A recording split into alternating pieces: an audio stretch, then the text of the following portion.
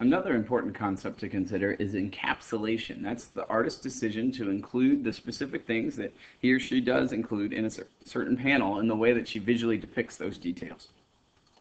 So if you think about it, um, because of what we talked about with closure, you may have an entire series of events that's happening between panel one and panel two, but you have to decide, I can't show all of it, so what am I actually going to show? And so a artist has to pick that one moment in this entire range of events that really represents best what they're trying to capture. So in this case, instead of showing the guy walk up to the door and then get back around the car and drive off, they decided they wanted to show him opening the door for the lady getting in because they felt that was the best encapsulation of that entire range of movement.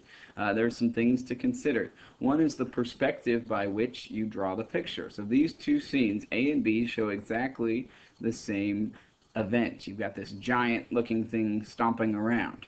But in panel A, they chose a low perspective, and so it makes the giant look like he's coming out the panel at us. It makes you as the reader feel weak or vulnerable. Whereas in panel B, we have what's called a bird's eye view over the giant, and so we feel kind of safe and sound. And so you'll want to consider when you look at your own graphic novels, what perspectives were used and how does that affect my connotation of the picture. Another thing is the framing, or the zoom, if you will. Are they using a full frame, a long shot, to give you a wide view of the picture, or are they zooming in on particular details that they want you to focus on? Thirdly, there's posture. Again, you've got this entire range of movement, in this case, this barbarian guy jumping forward, but at what moment do you want to freeze that motion? Again, what best illustrates the entire range of motion? In this case, they decided that this particular shot right here gave you the rest of these faded pictures a sense of those.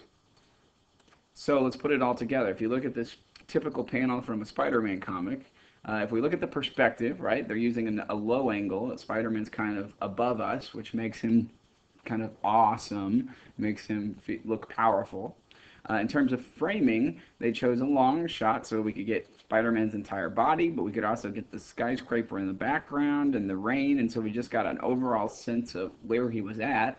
And in terms of posture, we have him sort of mid-swing, so we really get the sense of the action and the excitement in what's going on.